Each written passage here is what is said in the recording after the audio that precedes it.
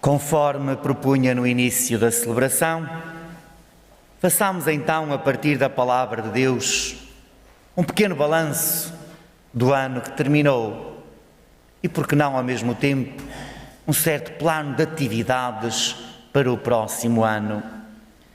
A começar pela primeira leitura, que nos apresenta Deus a dizer a Moisés para mandar a Arão e os seus filhos abençoar o povo. A bênção vem de Deus, mas chega até nós através de alguém. Será que já fizemos essa descoberta? Será que já descobrimos que essa bênção de Deus chega até nós através da Igreja? No ano que hoje termina, como foi a minha relação com a Igreja?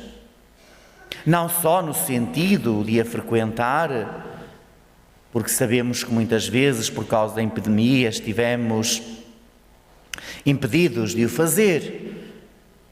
Mas como é que eu valorizo a Igreja? Como é que eu olho para a Igreja? Vejo de facto a Igreja como um instrumento de salvação?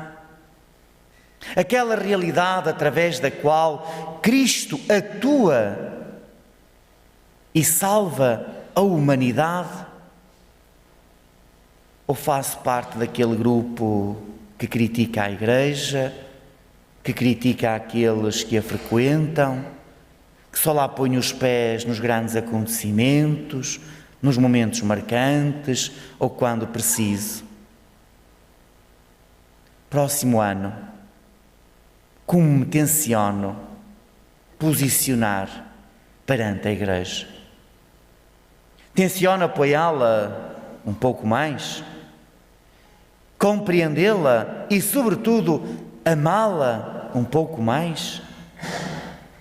Tenciono frequentá-la e valorizar mais aquilo que ela me diz, descobrindo no que a Igreja me diz aquilo que é vontade de Deus a meu respeito?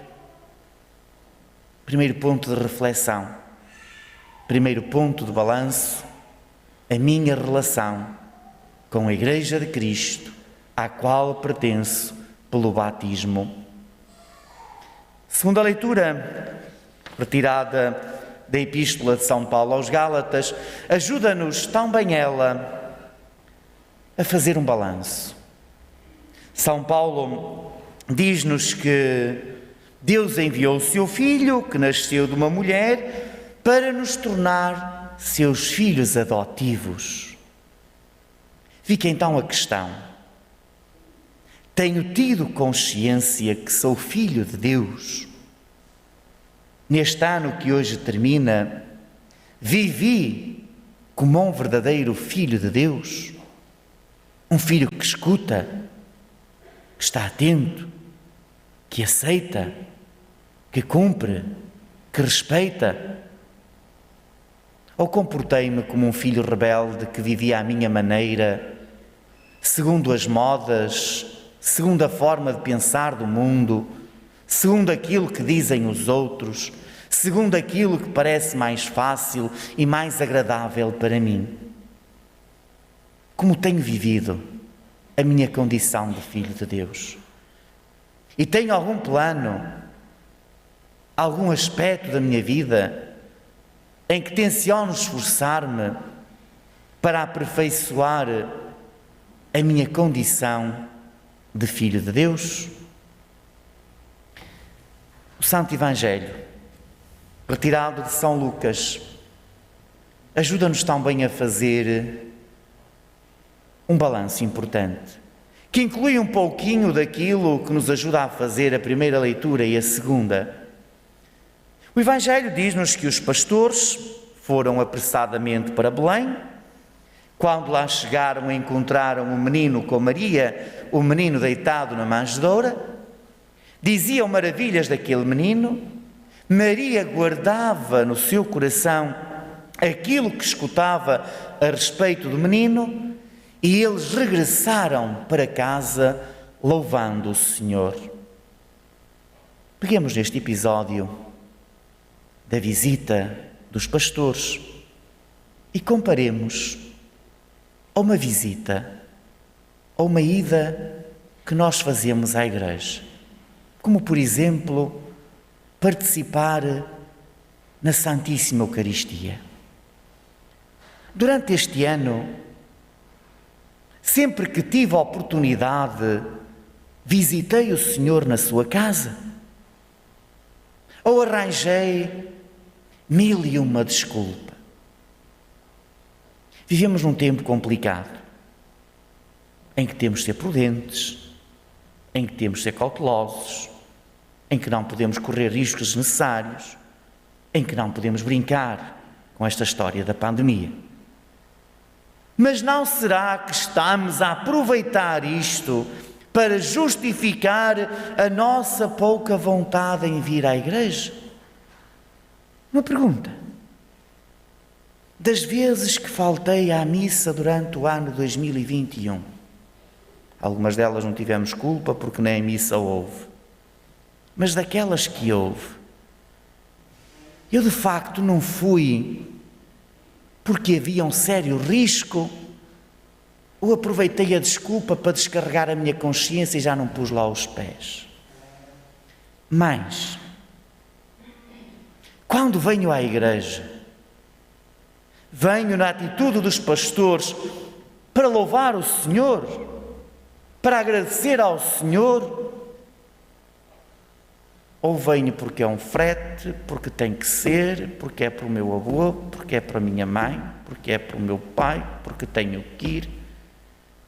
Qual a minha vontade de vir aqui?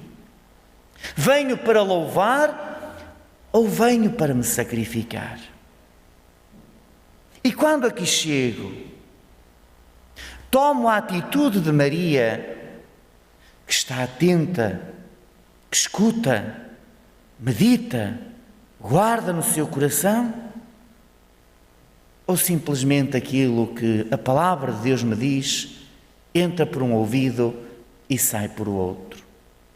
Mas, quando termina a Eucaristia, faço como aos pastores, exulto de alegria, dou testemunho com a minha vida daquilo que ouvi, da transformação que o menino causou em mim, ou saio das portas da igreja e continuo a ter a vida exatamente igual àquela que tinha antes de nessas portas ter entrado?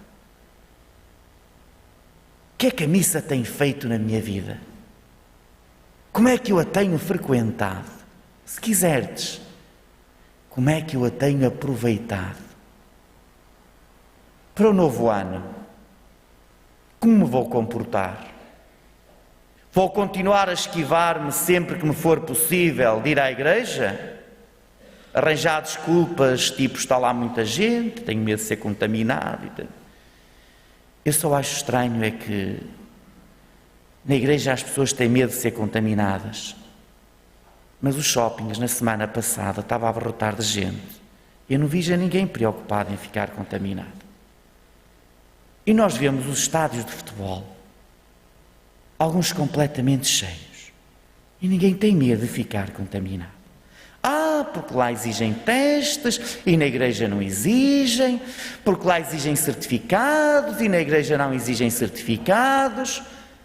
É verdade, tens razão, mas também aqui devemos fazer a seguinte reflexão: tenho sido responsável, tenho feito a minha parte para combater esta pandemia e não ser causa de ela alastrar cada vez mais? Não me interessa saber quem está aqui, se está vacinado, se não está vacinado, tenho esperança que todos estejam. Não me interessa se está aqui algum negacionista que diz que a vacina que não presta para nada, não é isso que me interessa. Há uma coisa que nos deve interessar, que se chama responsabilidade. E cada um de nós não é só responsável por si, é também responsável pelos outros. Portanto, o dia de hoje para nós portugueses ainda tem mais algumas horas. Em alguns países já acabou, já estão em ano novo, nós ainda temos mais algumas horas. Façamos este pequeno balanço da minha posição para com a Igreja, da minha situação de filho de Deus, da minha prática religiosa, sobretudo no que diz respeito à Eucaristia, e da minha responsabilidade. Porque isto também é importante, reparei.